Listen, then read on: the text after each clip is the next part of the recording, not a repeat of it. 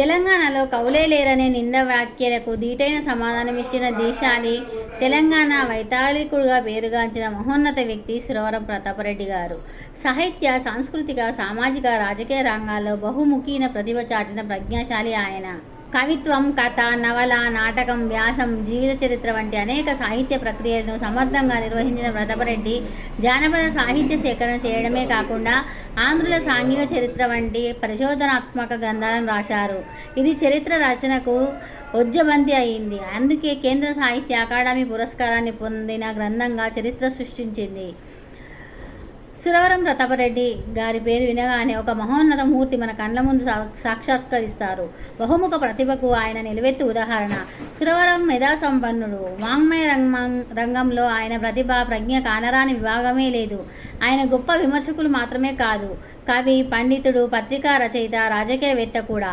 వీటన్నిటిని మించి మంచి పరిశోధకుడు, హృదయం గల దేశాభిమాని, సకల కళా సాహిత్య సేవాదురంధరుడు అని ప్రముఖ చారిత్రక పరిశోధకుడు మల్లంపల్లి సోమశేఖర శర్మ రాయడాన్ని బట్టే ప్రతాపరెడ్డి ఎంతటి మహానుభావుడో అర్థం చేసుకోవచ్చు.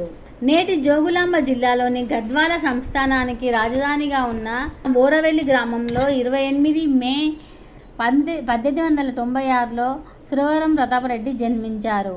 ఆయన అసలు పేరు పాపిరెడ్డి. చిన్నప్పటి నుంచి గొప్ప ధారణాశక్తి గలవాడు. అయితే చండశాస్త్రుడైన తన గురువు రఘురామయ్య కఠినత్వంతో చదువుపై ఆయనకు విముఖత పెరిగింది. దాంతో బడి ఎగ్గొట్టి గోటీలు ఆడుకోవడం మొదలుపెట్టారు. ఈ విషయం ఆయన పినతండ్రి రామకృష్ణారెడ్డికి తెలిసి కఠినమైన దినచర్యను పాటింపచేశారు. దీంతో సురవరం జీవితం మలుపు తిరిగింది. ప్రతాపరెడ్డి 5వ తరగతి చదివేటప్పుడే తెలుగులో కవిని కావలెను అని అనుకున్నారు. అలాగే శాశ్వత కీర్తి సంపాదించేవాళ్ళే లేకున్నా నా జీవితం వ్యర్థం అని అనుకున్నాడట. అనుకుంటే సరిపోదు కదా, స్వయం కృషి, సాధన, సంకల్పం అవసరమని ఆయన గ్రహించారు. ఆలోచన కలిగిందే తడవుగా చిలకమర్తి లక్ష్మీ నరసింహం పంతులు, కందుకూరి వీరేశలింగం పంతులు రచనను ఆయన సంపాదించుకున్నారు.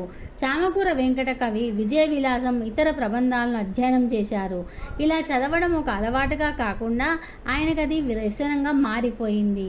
ఆయన కొన్న పుస్తకాలకు, చదివే పుస్తకాలకు లెక్కే లేదు. కొత్త పుస్తకం వచ్చిందంటే చాలు కొనాల్సిందే, చదవాల్సిందే. అలా ఆషామాషిగా చదవకుండా పరిశీలనాత్మకంగా, పరిశోధనాత్మకంగా, విమర్శనాత్మకంగా చదివేవారు. అలాగే దానిపై విమర్శలు కూడా చేసేవారు. చదివిన ప్రతి పుస్తకంపై విమర్శ చదవడం, రాసి కూడా పెట్టుకునేవారు. ఆ లక్షణమే భవిష్యత్తులో అతని మహాపరిశోధకుడిగా నిలిపింది. ఆ చదివే అతనికి తెలుగు, సంస్కృతం, ఆంగ్లం, ఉర్దూ, కన్నడ భాషల్లో పట్టు సాధించేటట్లు చేసింది. సంస్కృతం నేర్చుకోవడానికి వేదం వెంకటరాయ శర్మ విధించిన షరతు మేరకు ఆయన మాంసాహారాన్ని మానివేశారట.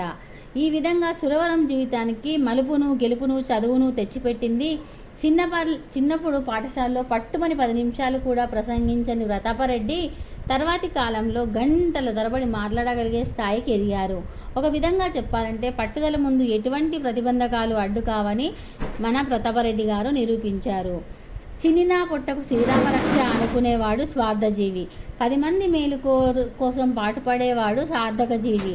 తన డబ్బును, అక్షర సంపదను తెలంగాణ శ్రేయస్సు కోసం ధారాపోసిన మహాత్యాగి సురవరం. ఆనాటి నిజాం ఉక్కు పాదాల కింద ఉక్కు పలుకు లేని తెలంగాణలో నవచైతన్యాన్ని నింపడానికి ఆయన నడుం బిగించారు. మూగబడిన తెలంగాణ, ములిగిన తొలినాటి ధ్వని అని ప్రతాపరెడ్డిని డాక్టర్ దాశరథి కీర్తించారు. ప్రజా చైతన్య మహోద్యమంలో దొరికిన ఏ అవకాశాన్ని సురవరం జారవిడ్చుకోలేదు. ఏకకాలంలో విభిన్న రంగాల్లో కృషి చేశారు. మద్రాసులో చదువుకునే రోజుల్లోనే జాతీయోద్యమం కారణంగా ప్రభావితుడైన ప్రతాపరెడ్డికి ఆనాడే పత్రికా స్థాపించాలన్న ఆలోచన కలిగింది. దేశబంధు అనే పేరు కూడా అనుకున్నారు. కానీ ఆనాటి నిజాం ప్రభుత్వం అనుమతించే పరిస్థితి కనిపించలేదు. అందుకే గోలకొండ అనే పేరు ఖరారు చేశారు. 1926 మే 10న గోలకొండ పత్రిక పురుడు పోసుకుంది. నాటి తెలుగు పత్రికా రంగంలో సంచలనాత్మకు తెరలేపింది. రంగాలు ఏవైనా ఆయన అంతరంగం మాత్రం తెలంగాణ మహాభ్యుదయమే.